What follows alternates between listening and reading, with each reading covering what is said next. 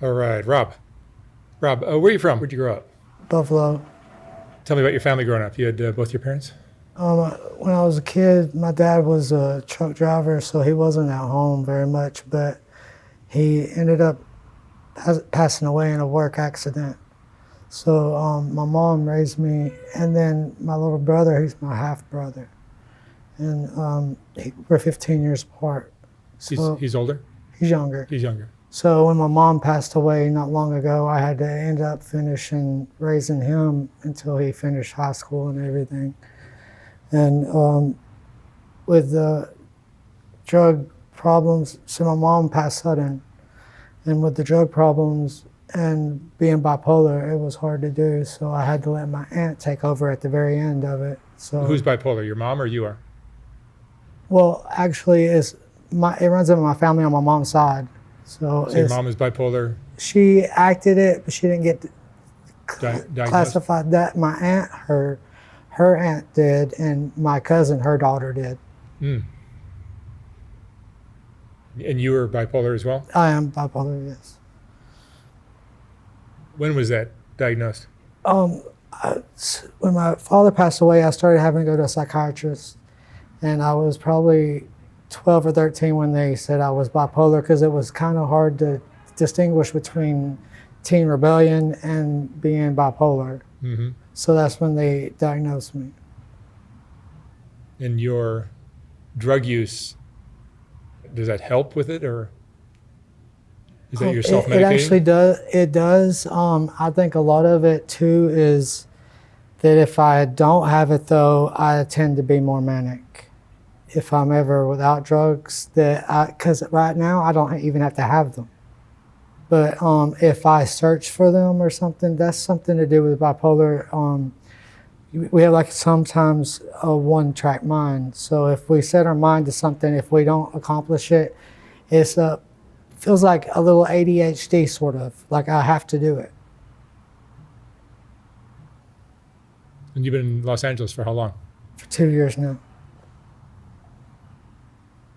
You're on the streets Yeah, I'm staying in a tent with a friend right now. here on Skid Row? Yeah. Yeah.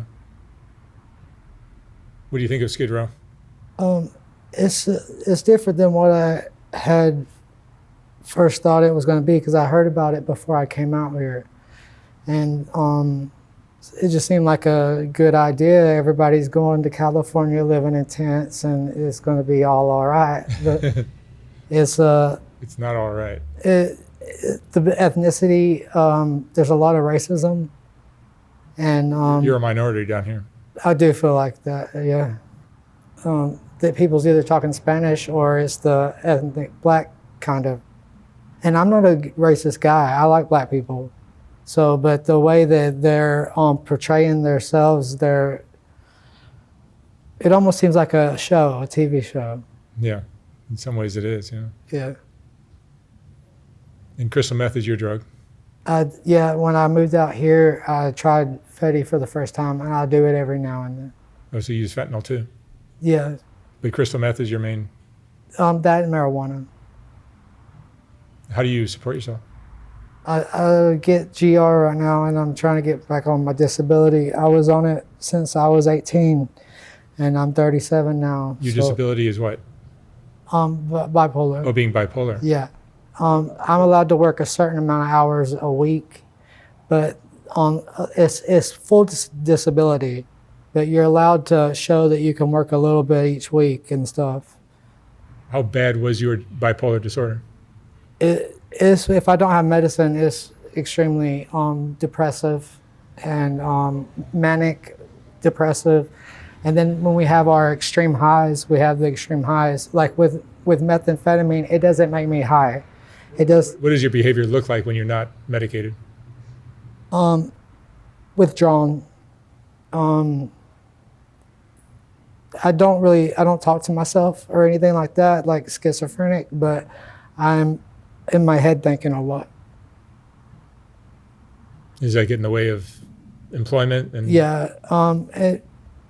Being bipolar, you have 9 times out of 10, a extreme dislike of someone who tries to have authority over you. That's why it was hard growing up, having my mom as the only parent. It was hard on her too when she would try to discipline me. And with having managers or bosses, for us to take direction, it's hard for us to do. It's almost like a kid has to say no. You know, when the parent says no, the kid goes ahead and does it. It's like when the boss tells you to do something, you don't do it. And it's ingrained in.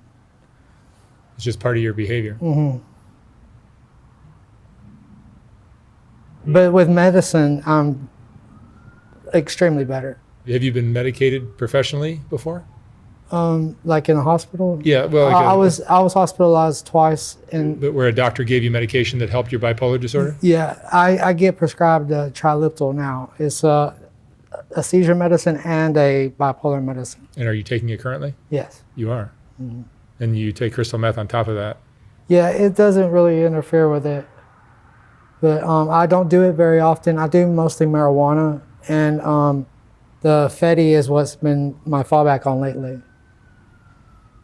So the crystal meth has been extremely less than when I first. Well, it's been probably a couple months now. And your fentanyl is increasing? Yeah. I tend to substitute one for the other because I started into drugs with alcohol, and I don't even hardly ever drink now.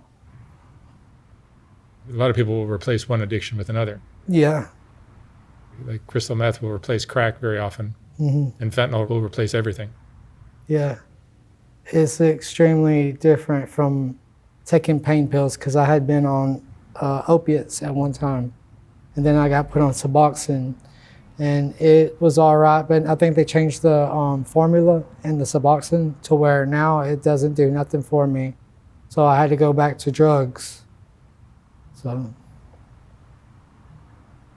But you're homeless. You're living in a tent on Skid Row. That's not something anyone would choose to do.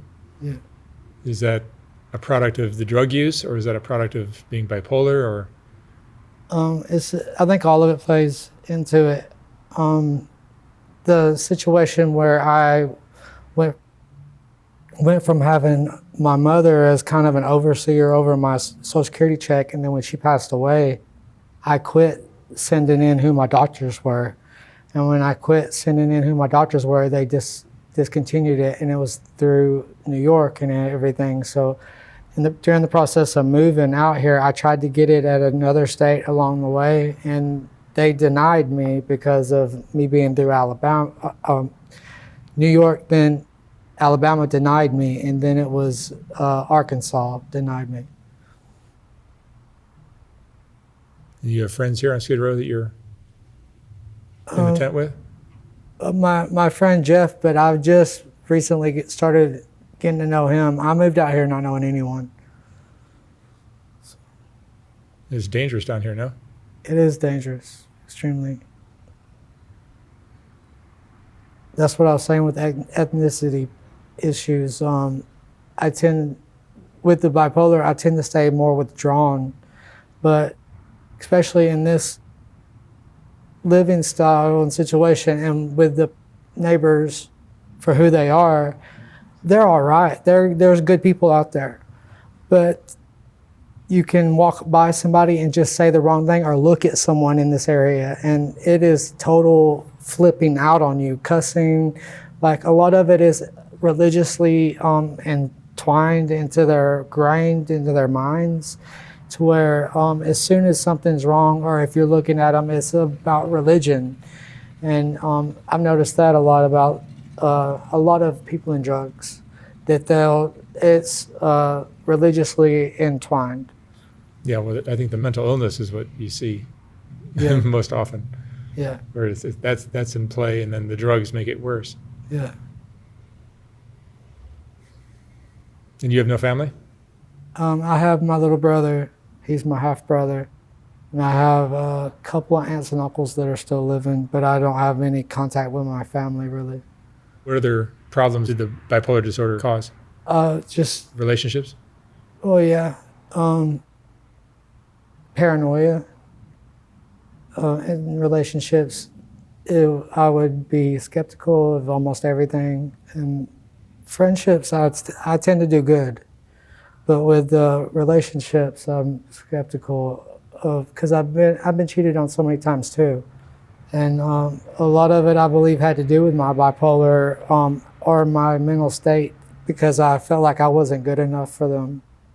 And being cheated on a few times, it really doesn't help with your building up the self-image. And so that helped tear me down into where I now act out in a relationship to where I'm vocal, I want to see your phone and all that, and I shouldn't be that way. But I feel a lot of it is bipolar. It makes having a romantic relationship very difficult. It does. And I'm very private. And that's strange for me to be that way and not see, well, I see it. I see that it's not fair. But that's just how I'm like, well, I know I'm not doing it. So you're going to show me if you are, you know. Do you find yourself doing things to combat your bipolar behavior? I feel when a manic state's coming on, like a low or a high, and I'll get drugs for that reason. And you'll get high, and that will... That make me feel stable. I'm like, oh, I'm going to be depressed soon or something, and so I'll get something to make me feel happier. Or you'll see it coming, and the drugs will help. Yeah. Wow. Are you afraid this is going to turn into a situation you can't get yourself out of? I feel like I'm at that situation, but not at that situation, because it doesn't impact my life to the drastic step of I'm losing out, really, I feel like, because I'm at the rock bottom, really. So, but I feel like me doing it has become such a norm. I wouldn't feel normal unless I did do it. So I feel like I'm at that stepping point now, or been that way. This has become your new normal? It's been a norm since I was a young adult. How old are you now? 37. 37? Mm-hmm. Yeah, this is going to be... What's your biggest fear now? Well, what's happened is being alone. That's the biggest fear, and I am, you know. You seem to have a tendency to create our worst fears. Yeah. Do you have any goals or anything you'd like to see happen in the next 5 years? I came out here because I like to sing, and I was going to look into acting. So. Yeah, but it's going to be hard for you living this very unstable life to ever do that. It was a lot different I pictured in my mind coming out here than what everything turned out to be. Thank goodness for the refresh spot and stuff like that. They'll let you take showers and everything, having a tent. So that's a good thing. So cleanliness isn't that big of an issue with where I'm at, but living in a tent for a year is nothing that should be. I mean, people have lived in tents, you know, like nomads and all that, but that's just not my lifestyle anymore, you know. Emotionally, what do you go through? It's a lot more draining, tiring, and depressive being in Skid Row than it is if I were living back home with my mom and all that. And Rob, what would you say is the most important lesson you've learned in your life? Be mindful and kinder to the ones around you, because you never know when they get took from you, or when you'll burn the last bridge for who you know and who would really have been there for you. All right. Rob, thank you so much for sharing your story. Thank you. Wish you the best of luck out here.